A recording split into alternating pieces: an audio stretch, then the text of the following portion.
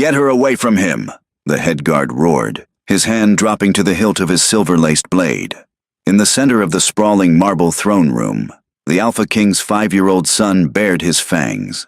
A feral, guttural growl ripped from the boy's throat, his golden eyes locked purely on Luna. She was nothing here, a rejected Omega, a mere floor scrubber with lie-burned hands and invisible scars on her soul.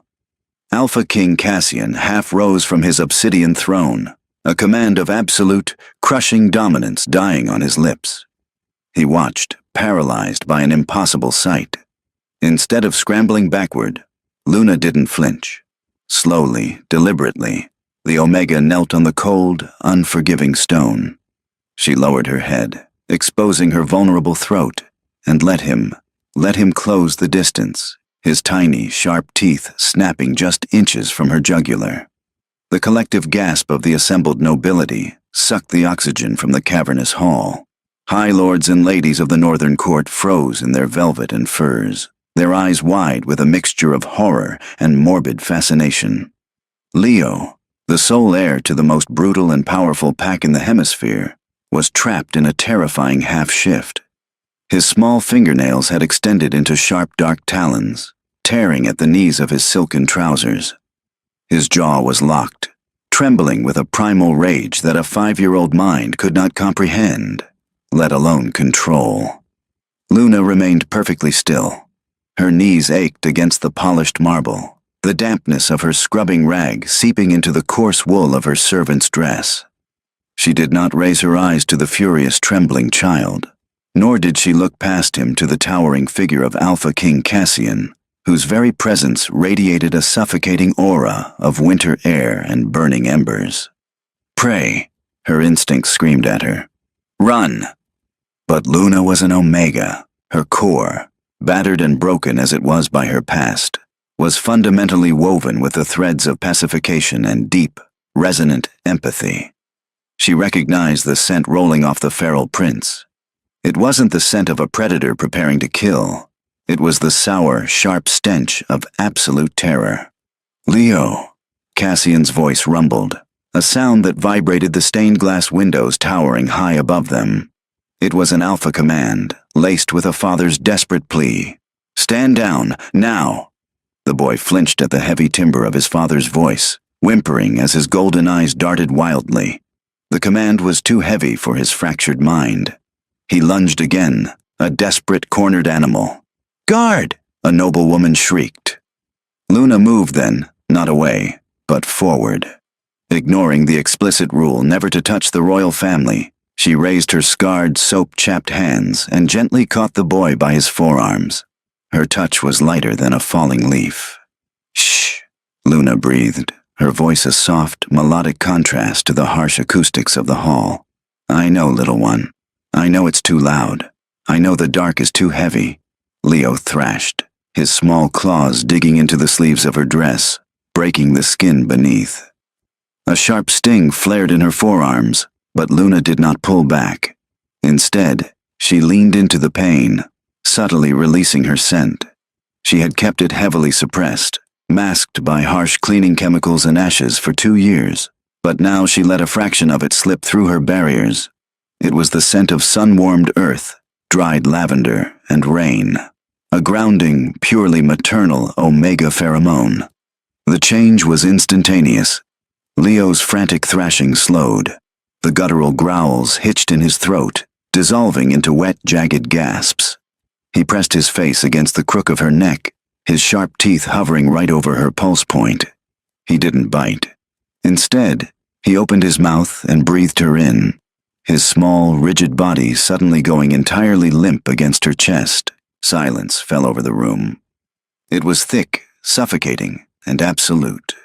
Luna wrapped her arms around the boy, cradling his head against her shoulder. She rocked him slightly, a rhythmic, instinctual sway. The feral beast had vanished, leaving only an exhausted, weeping child clinging to a servant's stained apron. Footsteps echoed like thunderclaps against the marble. Slow, deliberate, and terrifyingly heavy. Luna kept her head bowed, staring at the polished tips of midnight leather boots as they came to a halt, inches from her knees. The pressure in the air increased tenfold, pressing against her eardrums, forcing her wolf to submit to the overwhelming dominance of the Alpha King. "Look at me," Cassian ordered. His voice was no longer a shout, but a lethal, quiet rasp. Luna tightened her hold on the sleeping prince and slowly tipped her chin upward. She met the gaze of King Cassian. His eyes were a piercing, glacial blue, swirling with a tempest of confusion, relief, and deep-seated suspicion. He stood at 6'4", a mountain of dark velvet and hardened muscle, a ruler who had conquered territories with a mere wave of his hand. Yet, in this moment, looking down at the discarded Omega holding his broken heir, the great Alpha King looked entirely undone. "Clear the hall." Cassian didn't raise his voice, but the command whipped through the room like a physical shockwave. The high lords and ladies of the Northern Court didn't dare hesitate. There were no murmurs of protest, no lingering glances. Within 60 seconds, the grand double doors of the throne room slammed shut, leaving an echoing emptiness behind. Only the king's 4 elite guards remained, stationed at the far corners of the room, their expressions carved from stone. Luna remained on the floor, the heavy, rhythmic breathing of the young prince warming her collarbone. Her legs were beginning to fall asleep, a dull prickling sensation spreading through her calves, but she dared not shift her weight. To move abruptly could wake him. To wake him might invite the feral panic back into his blood. Cassian stared down at her, his jaw tight. A muscle ticked near his temple. For 3 years, since the brutal ambush at the southern border that had claimed his mate, Queen Alara, his sun had been shattered. Leo had stopped speaking. He rarely slept. And worst of all, his wolf had fractured, leaving him trapped in terrifying, uncontrollable half-shifts whenever a sudden noise or scent triggered his trauma. No healer, no high-ranking pack physician, and certainly no noble caregiver had been able to soothe him. They only managed to sedate him. And yet this girl, a nobody, a woman who smelled of bleach and floor wax, had done what the finest medical minds in the continent could not. "Who are you?" Cassian demanded softly, crouching down so he was eye-level with her. Up close, the king was devastatingly imposing. His dark hair was slightly mussed from the stress of the morning court, and the sharp lines of his face were shadowed with exhaustion. "Luna, your majesty," she replied, her voice trembling slightly. She kept her gaze respectfully fixed on his collar, avoiding direct eye contact. It was the law of the pack, but more importantly, it was a survival mechanism she had learned the hard way. "Look at me when I strip you of your rank, you worthless wretch." The memory flared in the back of her mind, a sharp, stinging fragment of her past. Rain lashing against her face, the sneer of her former alpha, the mate who was supposed to protect her, standing before their entire pack and declaring her weak, broken, and rejected. The physical pain of the severing bond had dropped her to her knees in the mud, much like she was kneeling now. She had fled into the night, a rogue Omega, until she found asylum in the lowest servant ranks of King Cassian's fortress. "Just Luna?" Cassian asked, his eyes narrowing. He leaned in a fraction of an inch. His senses were razor-sharp. He was searching for her scent, trying to peel back the harsh chemical smell that clung to her clothes. "No pack name? No family lineage?" "I am without a pack, my king. I am but a servant of your household." Cassian's gaze dropped to her forearms. The sleeves of her cheap wool dress were torn where Leo had clawed at her. 5 distinct bloody half-moons marred her pale skin.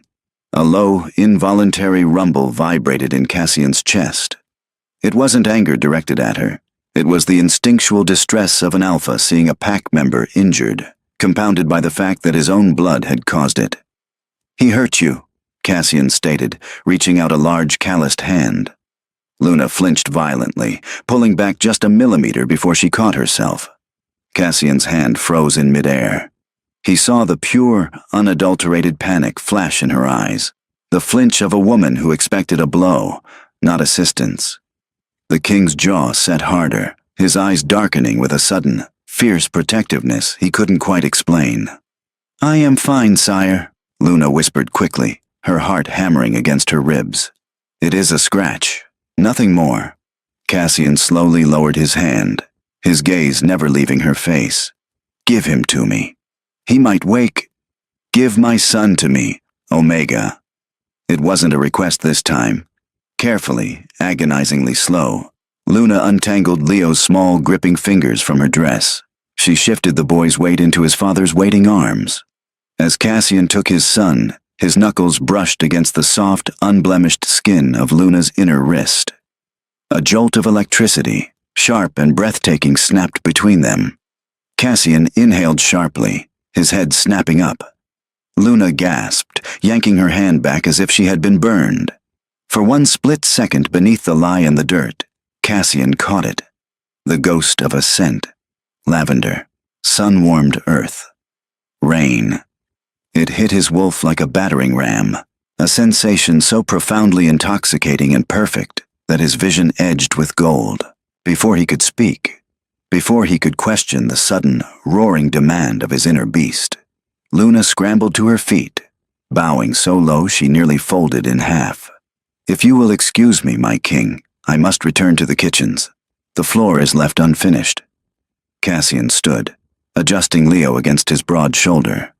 He watched the trembling woman back away, her eyes fixed firmly on the floor.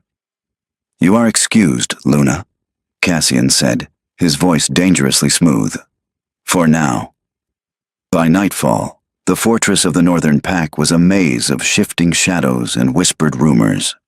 News of the incident in the throne room had spread like wildfire through the servant corridors and the highborn salons alike. The rejected Omega who tamed the Mad Prince. Luna sat on the edge of her narrow cot in the cramped, drafty servants' quarters, holding a damp cloth to her stinging forearms. The bleeding had stopped, but the cuts burned fiercely. Yet, the physical pain was nothing compared to the frantic beating of her heart.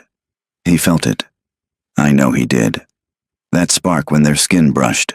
It was the hallmark of a fated bond, a biological and spiritual tether that wolves spent their entire lives searching for. But it couldn't be. She was a rejected mate. Her soul was already scarred, marked as defective by the moon goddess herself.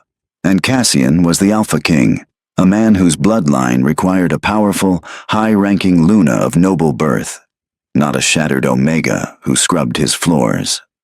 A sharp knock at the heavy wooden door of the servants' dormitory made her jump. The door creaked open, revealing the stern face of Mrs. Higgins, the head housekeeper. "Luna," the older woman said, her voice tight with disapproval and a hint of fear. "You are summoned." "Summoned." Luna stood quickly, dropping the rag into a wash basin. "To the kitchens?" "To the royal wing," Mrs. Higgins corrected, stepping aside. Behind her stood two of the king's elite guards, their silver armor glinting in the dim torchlight. "The king demands your presence, immediately." Luna's stomach plummeted to the floor. The royal wing was strictly forbidden to anyone below the rank of an elite. For a lowly servant to be brought there meant either a profound elevation in status or a quiet, permanent execution. Given her history, Luna assumed the latter. She followed the guards through the winding stone corridors, ascending spiraling staircases that transitioned from cold, damp stone to rich, plush carpets and mahogany-paneled walls. The air here smelled of expensive oils, fresh pine, and the overpowering masculine dominance of the king. The guards halted before a set of massive oak doors carved with the crest of the Northern Pack, a snarling wolf beneath a crescent moon. The guard on the left knocked once and pushed the doors open, gesturing for her to enter. Luna stepped inside, the heavy doors clicking shut ominously behind her. It was Cassian's private study. The room was bathed in the warm, flickering light of a massive stone fireplace. Walls lined with ancient leather-bound books stretched to the ceiling. At the far end of the room, standing beside a crystal decanter, was the king. He had shed his formal velvet coat and heavy armor. He wore only a loose white shirt, unbuttoned at the collar, revealing the corded muscles of his chest and the faint, silvery scars of past battles. He held a glass of amber liquid, but he wasn't drinking. He was watching her. "Sire?" Luna whispered, dropping into a deep, trembling curtsy. "Stand up," Cassian said. His voice was quieter here, lacking the booming resonance of the throne room, but it was infinitely more dangerous. It was intimate. Luna slowly straightened, keeping her eyes on the heavy oak desk between them. Cassian set his glass down. The soft clink of the crystal echoed loudly in the quiet room. He began to walk toward her, his footsteps silent on the thick rugs. With every step he took, the air grew thicker, heavier, saturated with his scent. "My son is asleep," Cassian said softly, stopping just a few feet away from her. "A deep, natural sleep. Without sedatives. It is the first time he has done so in 3 years." "I am glad, my king," Luna murmured. "How did you do it?" The question wasn't angry, but it was a demand for truth. "I did nothing, sire. I merely held him. Sometimes, when the mind is trapped in fear, it only needs an anchor to realize the danger has passed." Cassian took another step forward, invading her personal space. Luna forced herself not to step back. If she ran, his predator instincts would trigger. "An anchor," Cassian repeated, his voice dropping an octave. He reached out, his hand hovering over the angry red scratches on her arm. He didn't touch her, but the heat radiating from his palm made her skin prickle. "You bled for him today. You took his rage, and you did not fight back. Why?" Luna finally looked up, meeting his intense glacial eyes. "Because I know what it is like, my king," she said, her voice barely above a whisper, laced with a sudden, tragic honesty. "I know what it is like to be terrified, to be broken, and to have the entire world look at you with disgust." Cassian's breath hitched. His wolf clawed furiously at the edges of his mind, howling a singular desperate word. "Mine." He stared down at the Omega, seeing past the cheap dress and the dirt. He saw the iron will it took to survive such pain. And then, deliberately, Cassian leaned down, closing the remaining distance between them, and inhaled deeply right at the curve of her neck. Luna froze, a soft, breathless sound escaping her lips as the King of the North inhaled her true scent. Cassian closed his eyes, his chest expanding as he drew in the scent hidden beneath the caustic layer of lye and cheap soap. It was faint, buried under years of deliberate suppression, but to his heightened alpha senses, it was as deafening as a thunderclap. Lavender, sun-warmed earth, rain. It wasn't just a pleasant aroma. It was a biological key turning in a lock that had been frozen shut for 3 years. His wolf, a massive, scarred beast that had been dormant and grieving in the recesses of his mind, suddenly rose, shaking off the ash of the past. It let out a deafening, possessive howl that echoed through the king's very bones. "Mate." Cassian's hands, resting on the arms of her chair, gripped the wood tight enough to splinter the mahogany. He had to use every ounce of his legendary iron will to stop himself from burying his face in the crook of her neck, from dragging his teeth over her pulse point to claim what the moon goddess had suddenly dropped at his feet. But he felt her trembling. Beneath his towering frame, Luna was shaking like a leaf caught in a gale. Her heart was a frantic, terrifying drumbeat against her ribs. She wasn't experiencing the euphoric pull of the mate bond. She was drowning in the sheer, unadulterated terror of a prey animal cornered by an apex predator. Slowly, agonizingly, Cassian pulled back. He opened his eyes. They had bled from their usual glacial blue into a luminous, piercing gold, the physical manifestation of his wolf pressing against the surface. He saw the color drain completely from Luna's face as she registered the golden stare. "My king!" she gasped, her voice breaking. She tried to scramble backward, but the chair trapped her. "Please, I have done nothing." "Quiet," Cassian rasped. The command wasn't harsh. It was strained, completely lacking his usual smooth authority. He took a deliberate step backward, putting much-needed space between them to allow her to breathe. The sudden absence of his body heat made Luna shiver violently. Cassian turned away, running a hand through his dark hair, his broad shoulders rising and falling with heavy, controlled breaths. The political and personal ramifications crashed over him like a tidal wave. She was a servant, a rejected Omega, and yet she was the only one who could soothe his broken air. and the only woman whose scent made his blood sing. "You will not return to the servants' quarters," Cassian said to the crackling fire, his voice regaining a fraction of its normal commanding baritone. Luna's breath hitched. "Sire, you are no longer a scrubber," he continued, turning back to face her. His eyes had returned to blue, but a dangerous ring of gold remained around his irises. "As of this moment, you are the personal caregiver to the Crown Prince. You will reside in the royal wing. Your belongings will be moved tonight." Panic, cold and sharp, seized Luna's chest. No, please, Your Majesty. I'm a floor scrubber. I'm not trained for—" "You calmed a feral air in mid-shift without a single drop of sedative," Cassian interrupted, his tone leaving absolutely no room for argument.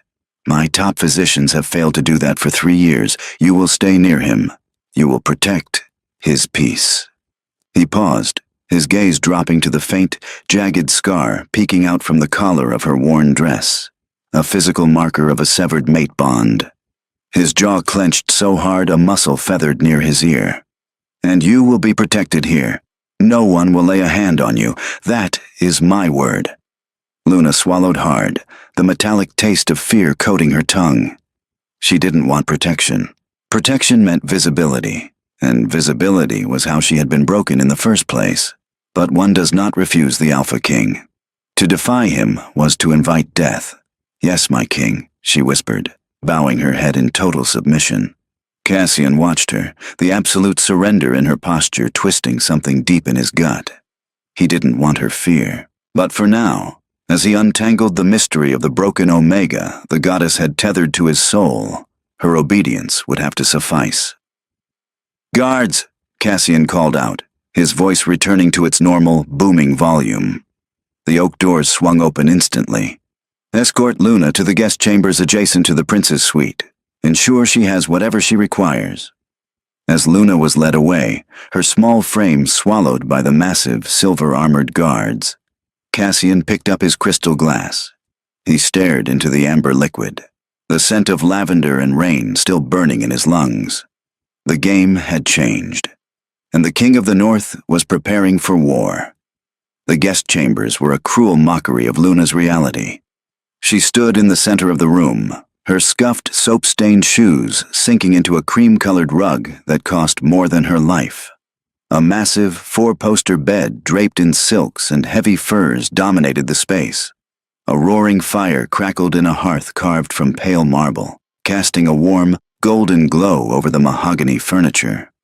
It was a gilded cage, and Luna knew the bars were forged from the Alpha King's command. She hadn't slept.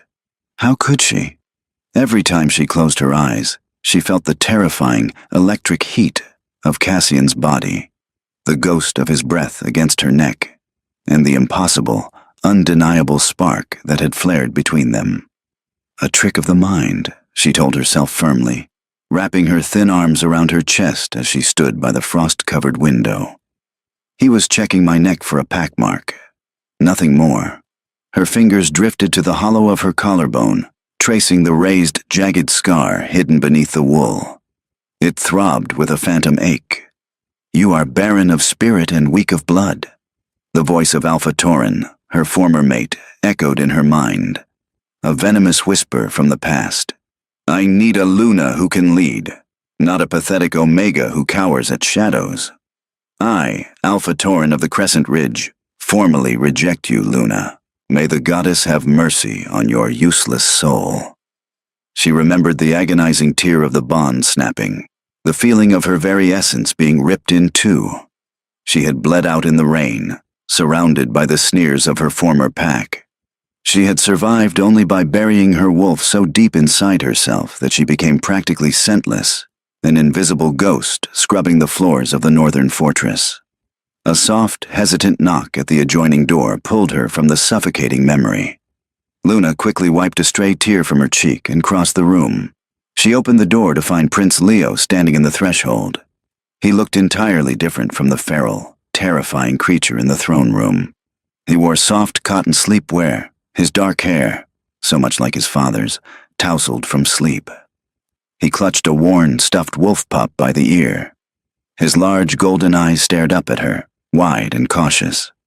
Slowly, Luna sank to her knees, bringing herself down to his eye level, just as she had done in the throne room. She didn't speak. She simply offered a soft, open expression, allowing the boy to dictate the interaction. Leo took a tiny step forward, then another. He stopped just inches away and reached out, his small fingers brushing the fabric of her sleeve, right over the bandages the royal healer had applied to his claw marks the night before. "I'm sorry," he whispered. It was the first time he had spoken a coherent sentence in 6 months. His voice was a raspy, fragile sound that shattered Luna's heart into a million pieces. Tears pricked her eyes, but she forced them back, offering him a gentle, reassuring smile. "There is nothing to be sorry for, little wolf," she said softly, her voice thick with emotion. "The dark is scary sometimes, but you are safe now." Leo hesitated, his lower lip trembling. Then, with a sudden, desperate movement, he stepped forward and buried his face in her shoulder, wrapping his small arms around her neck. Luna let out a shaky breath and wrapped her arms around him, resting her chin on his soft hair. She released a tiny fraction of her maternal scent, the lavender and rain, letting it wash over the boy like a soothing balm. He melted against her, his breathing evening out instantly. From the shadows of the hallway, unnoticed by both of them, Cassian stood perfectly still. He had come to check on his son, only to witness a miracle. He watched the broken Omega hold his shattered son, the two of them finding solace in each other's fractured pieces. A fierce, territorial growl rumbled in the back of Cassian's throat. She was healing his heir. She was meant to be his. And heaven help anyone who tried to take her away or remind her of the pain she had suffered. But even as the Alpha King made his silent vow, the political gears of the Northern Pack were already grinding. In the lower levels of the fortress, whispers were spreading. The king had elevated a scrubber to the royal wing. And in a pack that valued strength, bloodline, and dominance above all else, an Omega in the king's inner circle was not just an anomaly. It was a target. The council room was a circular chamber built entirely of black stone, designed to intimidate and project the absolute, unyielding power of the Alpha King. 12 high-backed iron chairs surrounded a massive oak table, each occupied by a High Lord of the Northern Territories. Cassian sat at the head, his expression a mask of hardened ice. The air was thick with the scent of posturing alphas and betas, a suffocating blend of pine, ozone, and old leather. "The preparations for the Equinox Summit are progressing, sire," Lord Vane, an older alpha with silvering hair and a sharp fox-like face, reported smoothly. "The delegations from the eastern and western packs will arrive by week's end." "And the southern border?"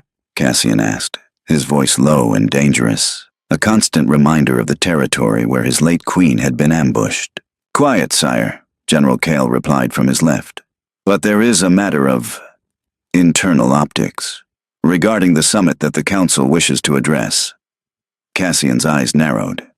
"Speak plainly, Kale." It was Lord Vane who answered, leaning forward and resting his elbows on the heavy wood.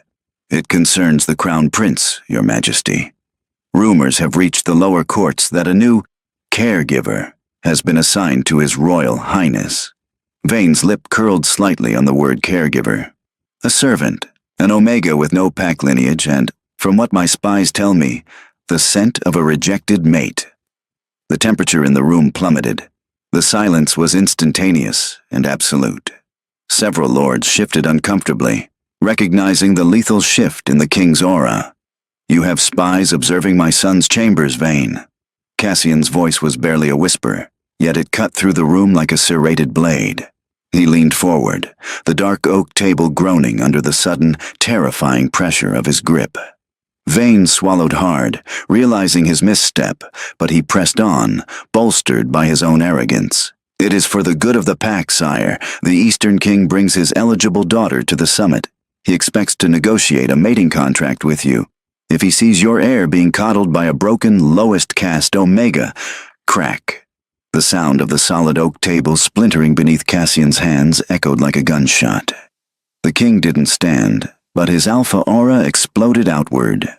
a physical wave of dominance so suffocating that two of the younger lords at the far end of the table gasped for air, their heads bowing involuntarily. "My son's care is not a matter for this council," Cassian snarled, his eyes flashing a brilliant, terrifying gold. "The woman stays. Anyone who questions her presence or breathes a word of disrespect toward her will answer to my claws. Are we clear?" "Crystal, my king," Vayne choked out, his face pale, his own wolf whining in submission. While the king secured her position with threats of violence, Luna was unaware of the danger circling her name. She was in the Royal Gardens, a sprawling walled sanctuary of winter-blooming roses and frosted evergreens. Leo was sitting on a stone bench a few yards away, quietly examining a silver-winged beetle. For the first time in days, Luna felt a fraction of the knot in her chest loosen. The crisp air was refreshing after the stuffy, chemical-heavy atmosphere of the kitchens. She closed her eyes, tilting her head back to catch the faint rays of the winter sun. Then, the wind shifted. A scent rode in on the breeze. It was sharp, bitter, pine needles, copper, and arrogance. Luna's eyes snapped open. Her blood ran ice-cold in her veins. Her stomach plummeted, a sickening wave of nausea washing over her. She knew that scent. She would know it if she lived 1,000 lifetimes. It was the scent that had haunted her nightmares, the scent of the man who had shattered her soul and left her to die in the mud. Alpha Tauren. "Well, well," a slick, familiar voice drawled from the wrought iron gates of the garden. "I was told the Northern King kept interesting pets, but I didn't expect to find my discarded trash sitting in his royal gardens." Luna slowly turned, her breath trapping in her lungs. Standing at the entrance, flanked by two towering guards bearing the crescent moon crest of her former pack, was Alpha Tauren. He looked exactly the same, handsome, cruel, and dripping with arrogance. He was an early arrival for the summit, seeking an alliance with the North. Tauren's eyes raked over her, taking in the fine wool dress she now wore, a stark contrast to the rags he had banished her in. His lips peeled back in a predatory sneer. "Hello, little Omega," Tauren purred, stepping into the garden. "Did you miss me?" The winter sun suddenly felt as cold as the grave. Luna's breath hitched, trapping itself in her tightening chest as the scent of pine needles and copper overwhelmed the delicate fragrance of the garden's roses. Alpha Tauren of the Crescent Ridge Pack stepped onto the crushed gravel path, the sound of his boots echoing like a death knell in Luna's ears. He wore a tailored suit of charcoal gray, looking every bit the polished, wealthy alpha he was. But beneath the expensive fabric beat the heart of a tyrant. To his left and right stood two massive enforcers, their faces blank, their eyes fixed on the trembling Omega before them. Luna's hands began to shake violently. The jagged scar at her collarbone burned as if Tauren had just carved it into her flesh all over again. Her wolf, buried so deeply for years, let out a pathetic, terrified whimper and curled into a tight ball within her mind. "I must admit, when my spies told me they found you scrubbing floors in the north, I almost didn't believe it," Tauren drawled, his lips curling into a cruel, mocking smile. He leisurely closed the distance between them, stopping just a few feet away. His dark eyes raked over the fine wool of her new dress, his smile turning into a sneer. "And now look at you, wearing silks and standing in the royal gardens. Did you find a sympathetic guard to warm your bed, little Omega?" "Leave," Luna choked out. The word barely left her throat. It was weak, reedy, and pathetic, exactly what Tauren expected. He laughed, a harsh barking sound. "Leave? I am an honored guest of King Cassian. I am here to negotiate a treaty that will secure the borders of half the continent." He tilted his head, feigning pity. "You, on the other hand, are a ghost. You are the weak, barren thing I scraped off my boots. You don't tell me to leave." Behind Luna, a small stone clattered against the path. Tauren's gaze shifted, landing on Prince Leo. The 5-year-old had dropped the silver-winged beetle. He was staring at Tauren, his golden eyes wide, sensing the immediate, suffocating threat radiating from the strange alpha. "Ah," Tauren murmured, his eyes glittering with dark amusement. The Mad Prince. The defective heir the whole continent whispers about. I suppose it makes perfect sense. The broken Omega playing nursemaid to the broken pup. A protective instinct, ancient and undeniable, flared to life in the deepest, most dormant part of Luna's soul. The terror that had paralyzed her limbs suddenly shattered, replaced by a searing, maternal rage. She didn't think about the consequences. She didn't think about her rank. Luna stepped laterally, placing her small body entirely between the imposing Alpha and the young prince. "Do not look at him," Luna said. Her voice was no longer trembling. It rang out crisp and clear in the frigid air. Torin blinked, genuinely startled for a fraction of a second, before his face hardened into a mask of pure, unadulterated fury. The idea of his rejected mate, an Omega, defying him, was a personal insult to his dominance. "Submit," Torin commanded, dropping his voice into the heavy, supernatural register of the Alpha tone. The command hit Luna like a physical blow to the chest. Her knees buckled instantly, her body instinctively attempting to obey the biological imperative to bow to a superior wolf. The pain was excruciating, a phantom pressure crushing her lungs and forcing her head down. But as she fell, she felt small, trembling hands grab the back of her dress. Leo was hiding behind her, terrified. No. Gritting her teeth so hard she tasted blood, Luna fought the command. She forced her muscles to lock, refusing to let her knees touch the gravel. Sweat beaded on her forehead.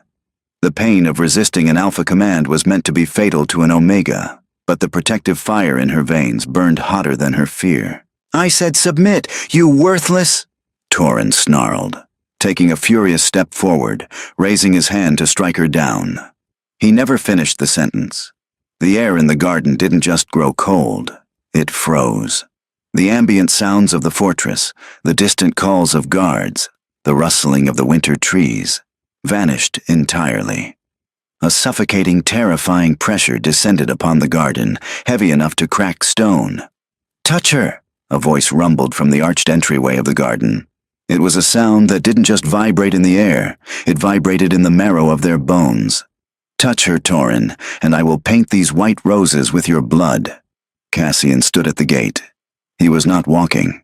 He was stalking forward, his eyes blazing a pure, lethal, luminous gold. Torin's enforcers hit the ground instantly. They didn't kneel. They collapsed, their faces pressed into the freezing gravel, their wolves utterly shattered by the sheer, crushing magnitude of the Northern King's aura. Torin staggered, his face draining of all color. The arrogant sneer vanished, replaced by a wide-eyed primal panic. He fought desperately to remain standing, his own Alpha pride warring against the biological instinct to expose his throat to an apex predator. Cassian moved with terrifying grace. He bypassed the groveling guards and stopped directly in front of Torin. The Northern King towered over the Southern Alpha, radiating a heat that smelled of ozone, burning timber, and absolute death. "King Cassian," Torin gasped, his voice tight, his chest heaving as he fought the suffocating pressure of Cassian's dominance. I was simply disciplining a runaway from my territory. A rogue Omega who—" "You are breathing my air," Cassian interrupted softly. The quietness of his voice was far more terrifying than a roar. "You are standing on my land, and you are threatening my family." Torin's eyes darted frantically from Cassian to the cowering prince, and finally to Luna, who was still standing, panting heavily, refusing to drop her protective stance in front of Leo. "Family," Torin choked out, a hysterical edge to his voice.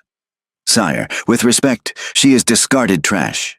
I rejected her myself 2 years ago. She is defective. I am here to offer you an alliance, a mating contract with a true highborn." Cassian moved faster than the eye could track. His large hand shot out, seizing Torin by the throat. He lifted the Alpha off the ground with one arm, his iron grip cutting off Torin's air instantly. Torin's hands flew up, desperately clawing at Cassian's wrist, his legs kicking uselessly in the air. "Look closely, Torin," Cassian whispered, leaning in so his fangs brushed the shell of the gasping man's ear. "Look at the woman you threw away. Cassian didn't release his grip, but he slightly lowered his aura, just enough for his own scent to flood the garden. He didn't mask it. He pushed his scent outward, weaving it deliberately, possessively, into the faint scent of lavender and rain that clung to Luna. The realization hit Torin like a physical shockwave. His eyes bulged, staring at Luna in absolute horror. The scent markers were undeniable. The biological resonance was absolute. He hadn't just rejected a weak Omega. He had rejected the fated mate of the most ruthless, powerful king in the hemisphere. "She is my mate," Cassian rumbled, the golden glow in his eyes burning like twin suns. "And you broke her." "I didn't. No," Torin gurgled, his face turning a mottled purple. "I don't care," Cassian replied coldly. He hurled Torin backward. The Alpha crashed into the frozen soil, gasping violently for air, clutching his bruised throat. Cassian didn't look at him again. He turned his back on the choking Alpha, dismissing him entirely, the ultimate insult to a pack leader. "General Kale," Cassian called out. The general materialized from the shadows of the garden wall, having followed his king in silence. "Escort Alpha Torin and his retinue to the borders of the snow line," Cassian ordered, his eyes now fixed solely on Luna. "If they ever set foot in Northern Territory again, execute them. There will be no alliance with Crescent Ridge." "Sire," Kale bowed deeply, motioning for his own guards to drag Torin and his men away. As the sounds of the Southern Alpha being forcefully removed faded into the distance, the crushing weight of Cassian's aura dissipated. The garden fell silent once more. Luna stood frozen, her chest heaving. She felt as though she were standing on the edge of a precipice. "His mate." The words echoed in her mind, loud and impossible. She looked at Cassian, expecting to see the terrifying golden-eyed beast that had just dismantled a rival Alpha. Instead, Cassian's eyes were a soft, profound blue. He slowly dropped to one knee on the freezing gravel, bringing himself down to eye level with his son, and with her.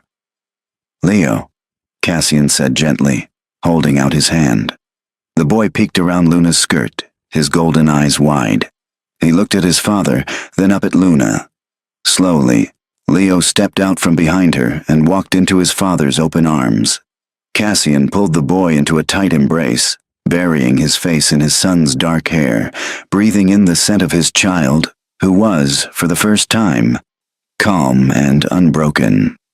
Then, still kneeling, the Alpha King reached out his free hand, turning his palm upward in a gesture of absolute, vulnerable offering. He looked up at Luna, his heart laid bare in his eyes. "Come to me, Luna," he whispered. The fire in the king's private chambers crackled, casting dancing shadows against the heavy stone walls. Outside, the northern winds howled, but inside, the air was warm, smelling of pine and the faint sweet trace of lavender. Prince Leo was fast asleep in the adjoining room, tucked securely beneath a mountain of heavy furs, his stuffed wolf clutched to his chest. Luna stood near the hearth, staring blindly at the flames. Her mind was a chaotic storm of disbelief, fear, and a terrifying, blossoming hope. For 2 years, she had convinced herself she was nothing, a ghost, a mistake of the goddess. Yet, today, the Alpha King had risked a continental war to protect her. "You are shaking," Cassian murmured. He stepped up behind her, moving with deliberate slowness so as not to startle her.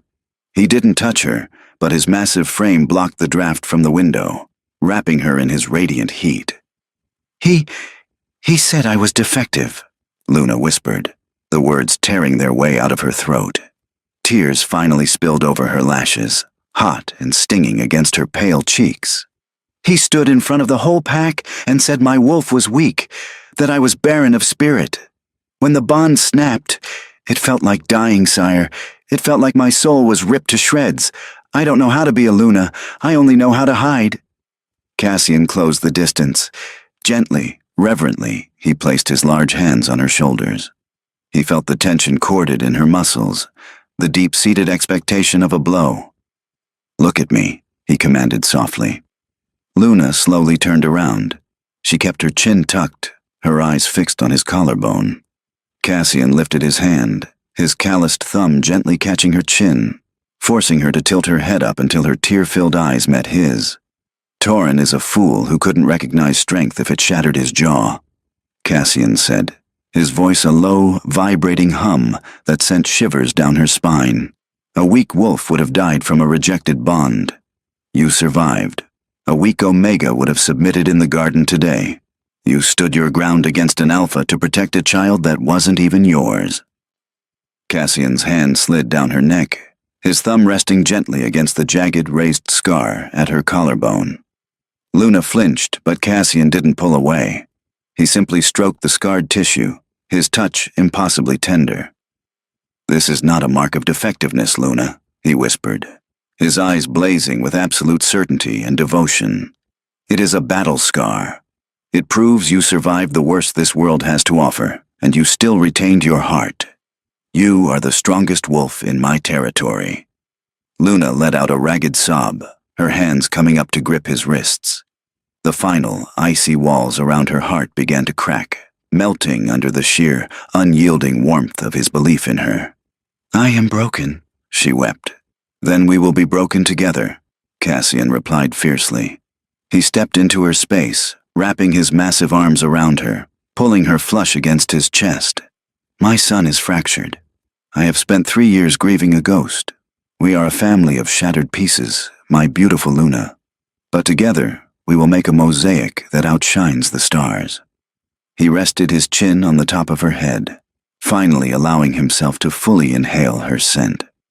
The mate bond, dormant and waiting, suddenly flared to life between them, a golden, ethereal tether snapping securely into place, knitting their souls together.